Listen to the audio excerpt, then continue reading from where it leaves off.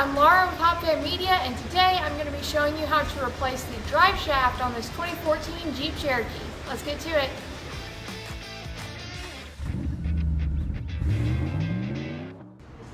Okay, so this is your drive shaft, and it ends up right about there. So it goes a good deal of the length of the vehicle. It is not serviceable, so whenever an O-ring busts, the grease leaks out, and instead of being able to take it out and replace that gasket, you have to just replace the whole drive shaft assembly, which is pretty rotten.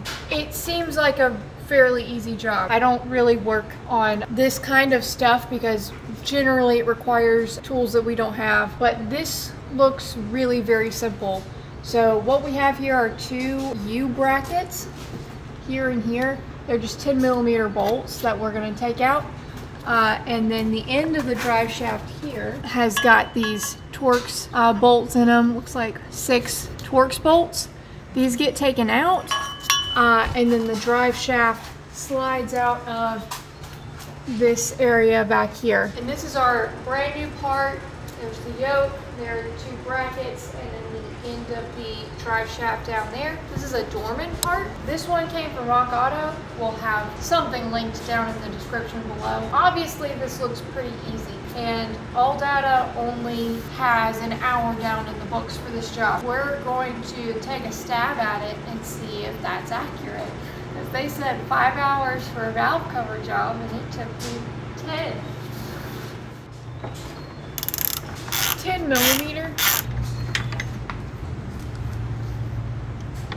Well, it said they were just tiny little things, but it looks like they hold a bit of weight.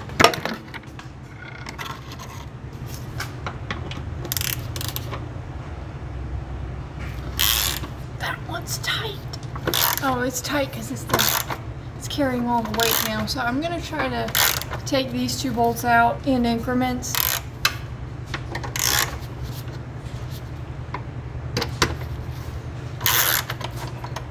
Oh, didn't mean to take it out all the way. It's just gonna slide out. Ow. Okay. Okay, that's fine. This is a T45 torx bolt. Wow. They're not very tight. So I'm just going to back all of them out a little bit.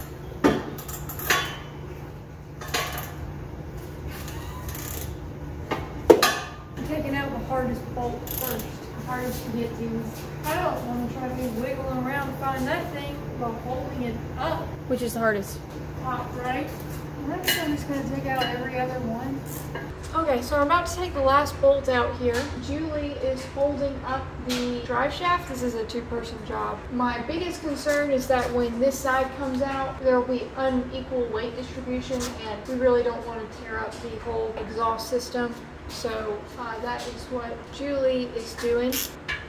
Okay, so somehow holding itself up. There are some flanges that kind of hold on the, I don't know what it's called. I'm going to call it a donut. Kind of holds the donut in place, so I didn't have to be so worried. So I think I'm actually going to have you hold this part of it. Switch! Yeah, okay. And I'm going to go down here and try to slide the drive shaft out. Okay. It's just not sliding out. I thought it was supposed to. Yank! Yank! Yank!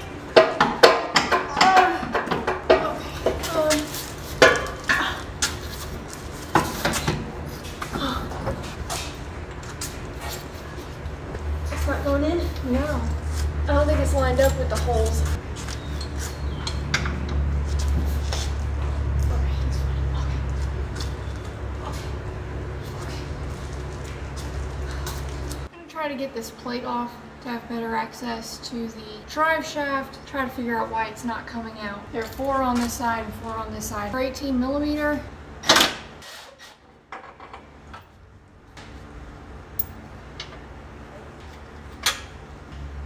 Okay, so these 2 here on the back are 21mm.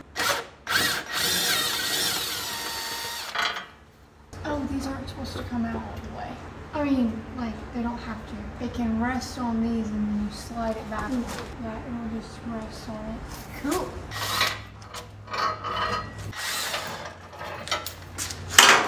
Got it? Yep. Okay. You should get your head out from under you. Yep.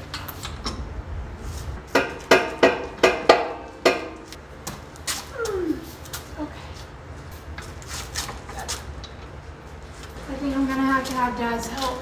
This is got splines on it. It's not just smooth on the inside, that's why it's not sliding out. Yeah, I think that's it. We just want to work these splines out. Look at how many teeth are on this thing. Dad is gonna try to pry or tap on it from the back. One of us is gonna be trying to keep this part of it straight, and then somebody's gonna be holding the rest of it back there.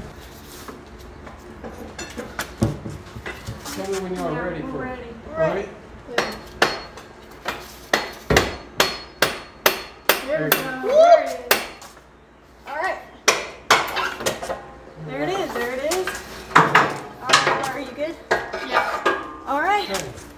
Go ahead and set that down, and I'll grab the camera and give the folks at home a view of what's going on. Okay, so now you can see all the spline. So it just slides right over the teeth. You got to get the teeth just right. We gave it a little tap from the back and we're off to the races. This was our damage section right here. Do you think this was what was making the turning feel bad? Between that and the loose transfer case. Oh. I learned that there is fluid behind this, but this is what keeps the fluid from coming Very out. nice, yeah. If that was an old school yoke from a full-size drive shaft, you pull it out of the back of the transmission, you pretty much going to get a nice little shower of transmission fluid. Yeah. Very nice, guys. Thanks for inviting me in for just the fun part. Well, there's more fun part. Well, three of us are here. It would be a lot easier to put the... I think that is an excellent idea. Would you mind setting the folks at home somewhere comfortable? Yes. And we'll work on this drive shaft. I'm all the way in here, so that's not a problem. Oh, thank you, Judy. It's kind of short on this side now. I think it pulls out a little bit. Like It will pull out. There you go. Yeah, y'all go ahead and get her removed. I just... are we missing those or something?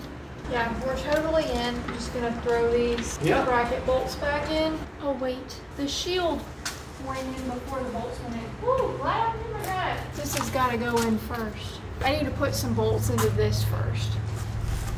Because then it'll be able to mostly support itself. When you put the bolts back in, you gotta pay attention to these little, I don't even know what kind of shape these are. They're slightly bent. There's one that goes on the top, so there are two bolts on the top. I've already put in one with this bracket here. And then there's gonna be another little curved shape and then another little curved shape. I don't know how important it is that they go back in, how you found them, but I'm gonna clean off these threads real quick and put some Loctite on them because that's what this green stuff is.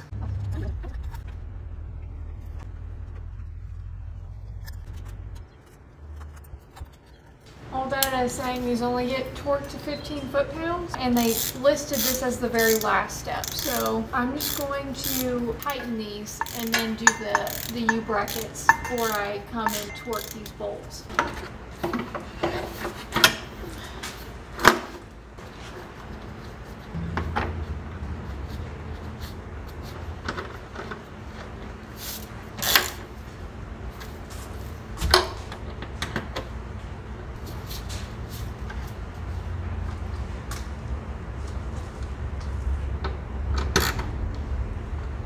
These are 17-pound torque, and then the torque bolts are 15 foot-pound. I actually don't have a wrench that goes down that low because I have a bit of a muscle memory for it. That's how I'm going to torque mine, but these are 17 foot-pounds, and the T45s are 15 foot-pound.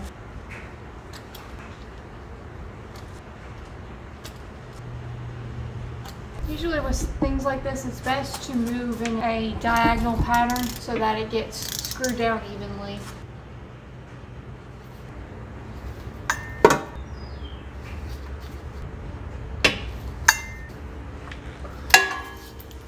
Okay. So now I'm going to put the skid plate back on. If you have to tap from the back, then taking the skid plate off would be necessary. But if you don't have to take the skid plate off to get the drive shaft to move backwards, then this isn't a necessary step.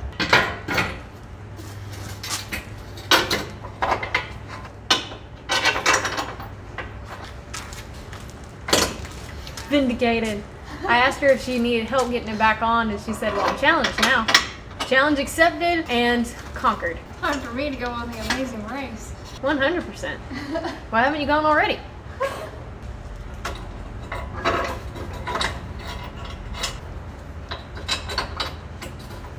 There's actually another skid plate I've got to put back on. Another one. Yeah, I took it off when I was looking for the oil cooler leak.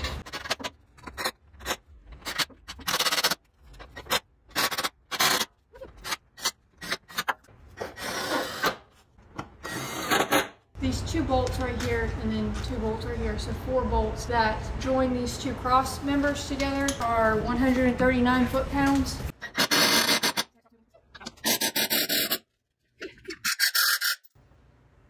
What was that?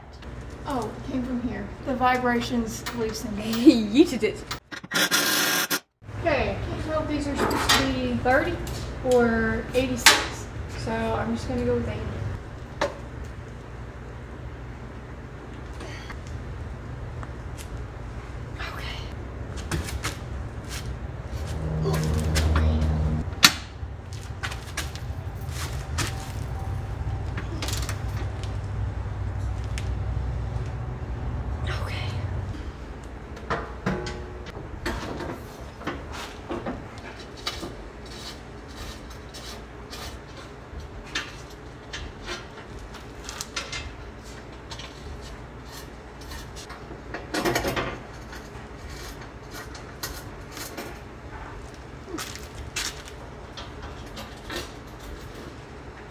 You leave 1 bolt in right here so that you can take it out and put it back in. It's just 1 person.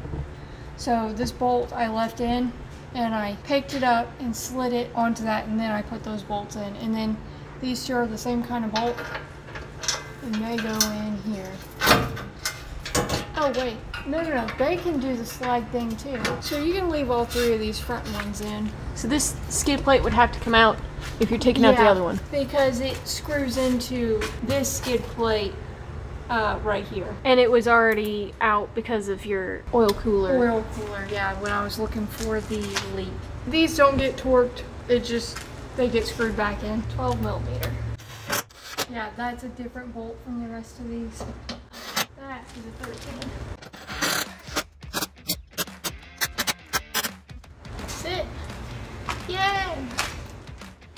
And that's it. We hope you enjoyed the video and maybe found it helpful. And as always, I will be happy to answer as many questions as I can in the comments below. Thanks so much for watching, and I will see you again in the shop.